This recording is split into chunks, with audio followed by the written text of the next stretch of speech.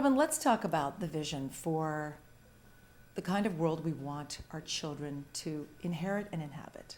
The kind of global environment we're trying to cultivate for our children to thrive. I know you have a vision for that. Let's start with that. Well, I guess right now around the world, the biggest concern is what we're doing to the biosphere. That is our number one kind of emergency, really, global warming, etc., the poisoning of the oceans and the misuse of resources that we're starting to actually get that the world is a limited place. Mm-hmm. And there's a lot of despair, there's a lot of helplessness about that. And yet at the same time, I see so many reasons why it doesn't have to be that way. And, in all of the research that I've done, looking at psychohistory, looking at anthropology, looking at neuropsychology, looking at developmental psychology, mother-child attachment science, yes, etc. The one kind of common theme that runs through all of it is that so as we treat our children, that's how they treat the world.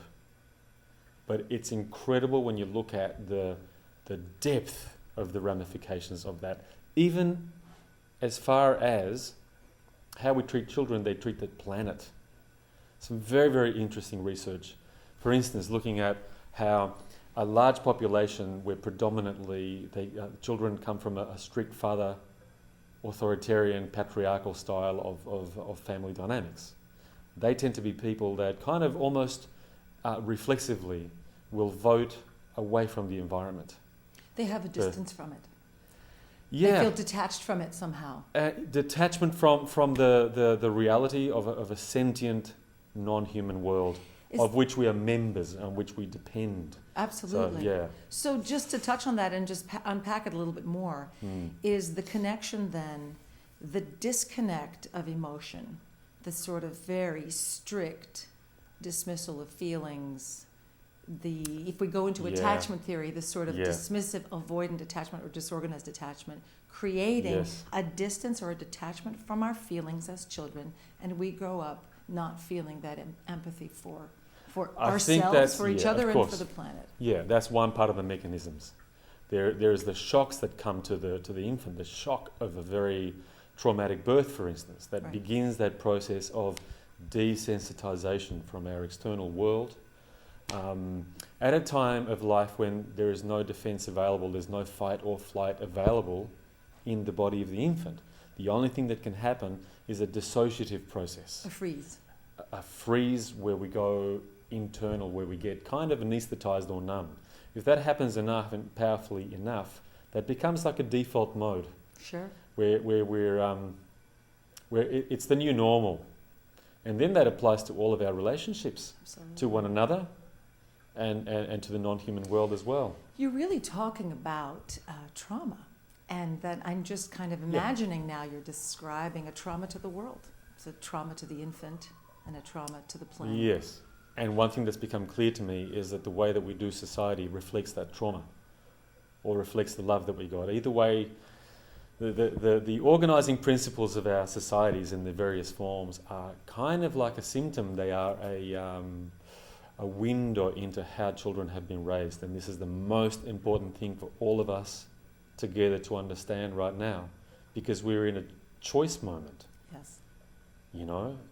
A moment of planetary emergency where we need to learn very quickly how to move from the old patriarchal, authoritarian, competition, violent society towards a new level of collaborative assumption about how we relate with each other, how we organise politically as a society, and how we see ourselves not as dominators and exploiters of this kind of free-for-all resource that we call the earth, but as members of the earth, as equal members. Mm-hmm. And look, there are some great new initiatives coming, new styles of economy, distributed capitalism, new styles of production, for instance, circular economics, cradle to cradle, if you've heard of that, ways of doing what we need to do and having a good life of abundance without the wastefulness and without the destruction.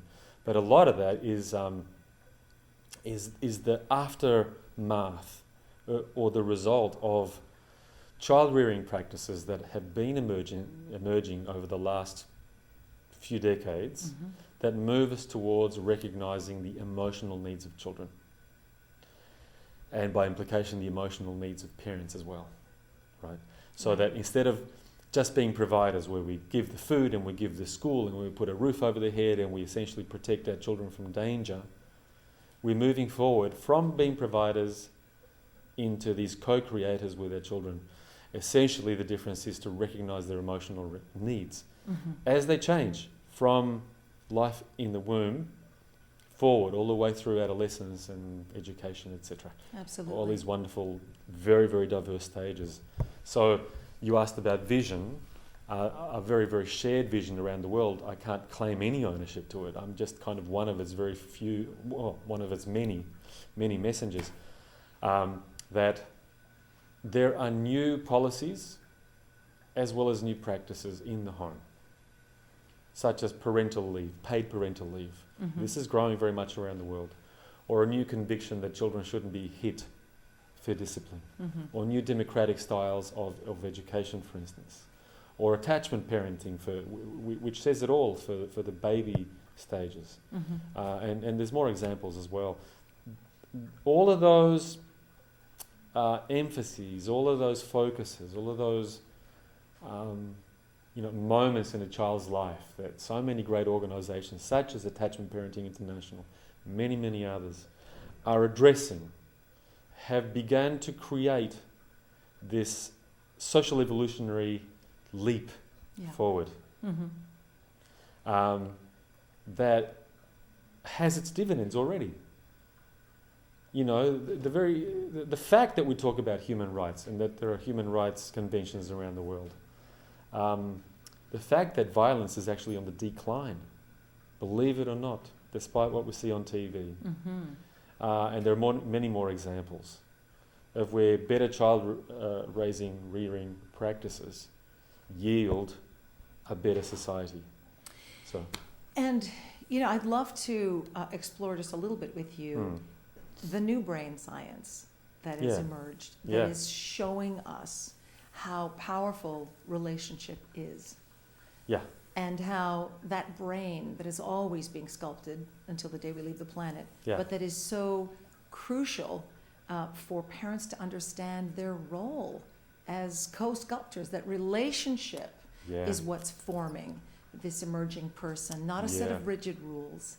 So I think it's important for parents to have a little bit of insight, I think it's hopeful for parents to know that, so that they're not focused on doing it right, doing it wrong, that bit of advice, the top 10 lists, that they just kind of put that down and really understand that the relationship is the vessel, however frightening that might be for them with their old stories, but that we kind of co-create our messes and our repairs, and then that child's emotions can thrive in that kind of fertile soil of, what's real and authentic with our parents becomes real and authentic with us. The fertile soil of connectedness. It is so revolutionising everything we've understood about who we are as human beings. It may be the greatest discovery of our times to learn that the brain, most rapidly in early childhood, but throughout life, takes notes from human relationships. Yes, I like that. Takes notes and changes accordingly. We adapt and readapt and readapt. Really, the brain changes shape. It is so remarkable. So that we constantly, through our relationships, creating the more competition-oriented brain, or we go the other way, the more empathic brain. Less violent, less manipulative, more collaborative. So for parents who listen to this, for teachers, for adults, anybody who loves a child, who is in the life of a child. So on a practical level, let's talk a little bit about what that looks like. That brain is changing and adapting, and that it's never too late. So that if if somebody listening says, "Oh my gosh, I wasn't there in the beginning," or "It was a crazy stressful time, and I notice my child has anxieties and can't sleep," etc., or the divorce or such and such, to be able to take that from that moment and say, from where you are now, Yeah. that brain is still going to be Now, responsive. the first thing I want to say is that at first, this kind of information about how the brain develops as a result of a child's interaction with his or her parents, at first that can seem very frightening Right. to parents, especially parents that don't have enough support in their life Yes. for meeting the enormous demands for attention. Mm-hmm. And parents can panic and feel like, oh my God, you've just told me that I'm damaging my child and changing my child's brain. It can be almost paralyzing and very guilt-inducing. And, you know, that really puts the onus on anybody that knows this material to be careful about not just how we inform, but how we hold the people that we spoke to at the same time. Yeah. Because for as much as a parent continually changes the direction of their child's brain growth through the way they interact with the child, but the community that surrounds the parent is doing the same to the parent. Mm-hmm. And the best parent in the world will lose some of the ability to be present and will do and say regrettable things that have a negative impact when there is not enough support. We parent as well as the support that we get. So it's really that we need to think of not just the child's brain, but the collective of the communal brain. The communal brain. Yeah, how we take care of each other. So I'm seeing, the core and the ripple, the global brain, Yeah. global, the communal brain, the cultural brain, And family brain. that has huge implications for Certainly. policy. It's not just about the how-to of parenting, but the Right. how-to of what a government and what a community gives in terms of resources to protecting that most important unit, the hub of the wheel, which is the family relationships, around which everything else turns, right? So probably the most important thing for any new parent to get is we need more support. We need more support. And if I can say this, I think the most important the thing to keep high on our agenda is the idea of a pleasurable relationship. That the idea of pleasure, heart pleasure, joy. And how do we create the conditions in which that just happens spontaneously and naturally? That's the byproduct of the connection. Yes. Joy is the heart of connection. That's it. When the connection is such that people feel supported and safe enough, that we just do what comes naturally to reach out to one another, and and it is those moments of taking pleasure in our child's childishness, and who they are. That is a magical moment. That's a magical moment that very, very literally feeds the brain of the child, as well as the parent's brain, believe it or not. Yes. I've heard that mothers' brains gain weight after giving birth. The brain grows. It adds new neural pathways through, the hormonal flows that happen through the close, intimate connection with the baby. Yeah, that right brain to right brain co-regulation. Yeah. It's like the density. Yeah. It's a co-density process. It is. But so as you're saying this, I'm thinking about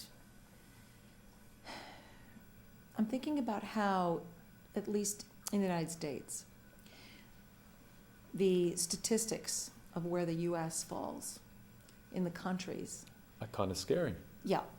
that are surveyed on the well-being of children in many capacities. There was that UN report that came out in the last few years. Where the U.S. is second to last. from the bottom, and then the UK was at the bottom of the ladder. Yeah.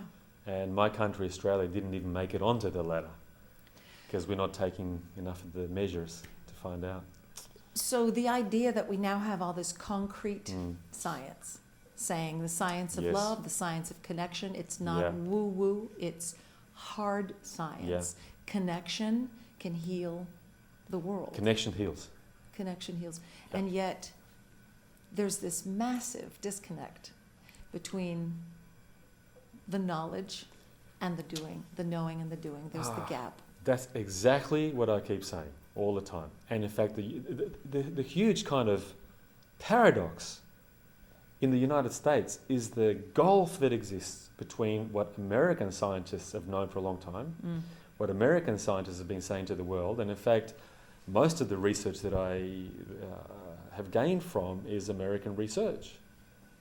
The message is here, Right. but the government, in terms of policy, federally and in most states, is at the other pole of the lowest parental leave provisions in the entire developed world. Yes.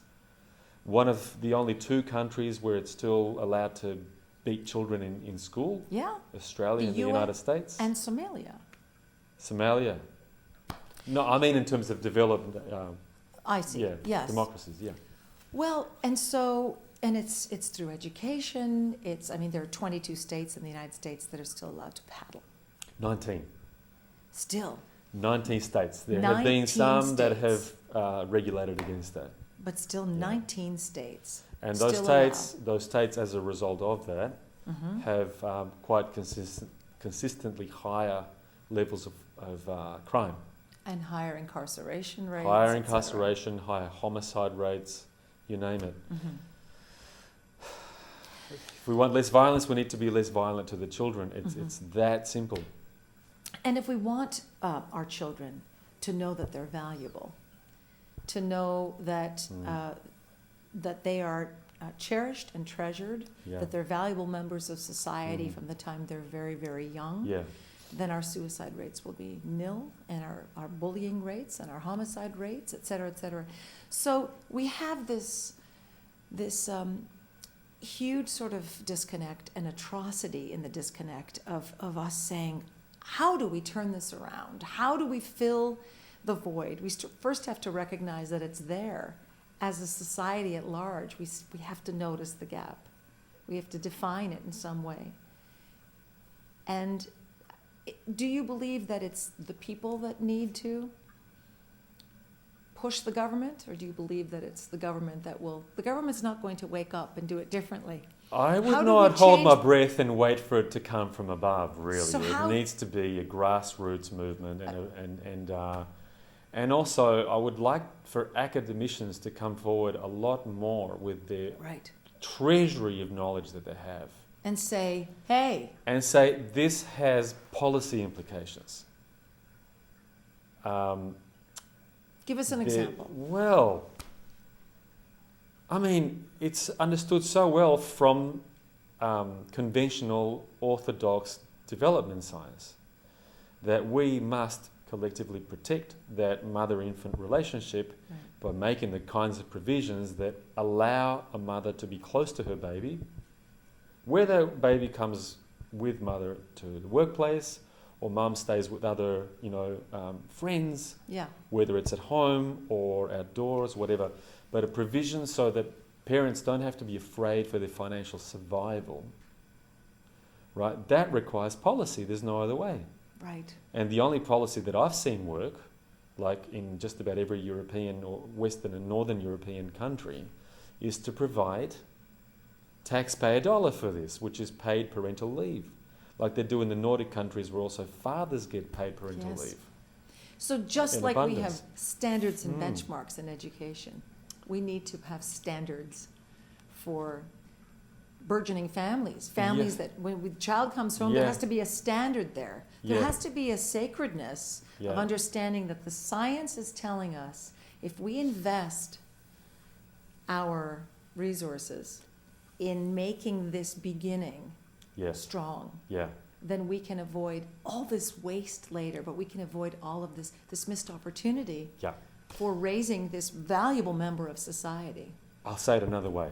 If we don't do that, what we're actually investing in and hemorrhaging, right, from the budget, the national budget, we're investing in crime, we're investing in mental illness, we're investing in creating it. Investing and paying for the billions of dollars of treatment. The repair when it's too late. Yeah. We have created an epidemic of diabetes around the world because children are not getting the breastfeeding that they need. that costs so much more taxpayer dollar than paying up front. So the grassroots education is to lovingly, with the knowledge, the empowering knowledge that has that does not sort of trip people's alarms, but instead empowers them with this hopeful, powerful science. Yeah. To on a family level, on a maternal and paternal level, to say, it's up to you, and have that grow. Yeah. I like to think that it's up to us collectively. You know, that, you know, for me, just speaking for myself, as a father, I feel responsible for the well-being of my daughter. Right. But partly I feel responsible for the well-being of children that I haven't even met. Yeah, me too. And it goes the other way too, that whatever happens to children around the world, even in faraway countries, inescapably, in this globalized reality, comes back to touch my family, in my environment. We're so completely interconnected. We are. Today's children grow up to run the world. So really this movement, this shift is about liberation. It's about liberating children to be who they are. I've called it, I don't know if you're aware, I've called it the Children's Liberation Movement, which I think is something that is unfolding. It's been going on for a while. So you have great hope. You've studied the research. You've traveled the world. You've interviewed people from around the globe. You say that things are actually improving, although they're still far, far from good. So you're feeling pretty hopeful about this movement so far? Okay. I want to qualify this a little bit. I don't feel hopeful. I feel conditional hope. And it's very conditional. If? Yes, exactly. We're at a fork in the road. Yeah. I'll explain what I mean. You know, there's no question that the evolution of parenting and education that has taken place since the 50s has already paid off in terms of all kinds of dividends. In so many areas of human rights, the democratization of many, many countries around the world. We now have a lot more democracies than we have dictatorships, and there is no precedent for that in human history. If you talk to political scientists, they will tell you that because democracies do not tend to go to war against one another, that's part of the engine of a more peaceful world. In fact, today, roughly 0.03% of people around the world die as a result of battle, civil war or international war. It's never been, in any time of human history, anywhere near that low. Crime rates on average are falling. Domestic violence is falling slowly around the world. So there's no question that something is mobilizing towards overt violence is old-fashioned. Okay, it's getting old, and we're learning how to let that go. And the engine of that is these changes to how we relate to children. Neuroscience explains the mechanism of that. Yeah. What I don't know is whether these changes will come soon enough, fast enough, to pull us back from the brink of destroying the planet on which we live. Because there is another level of violence that does not seem to be abating, and that is the violent way in which we treat the biosphere. That's something that needs more attention, for sure.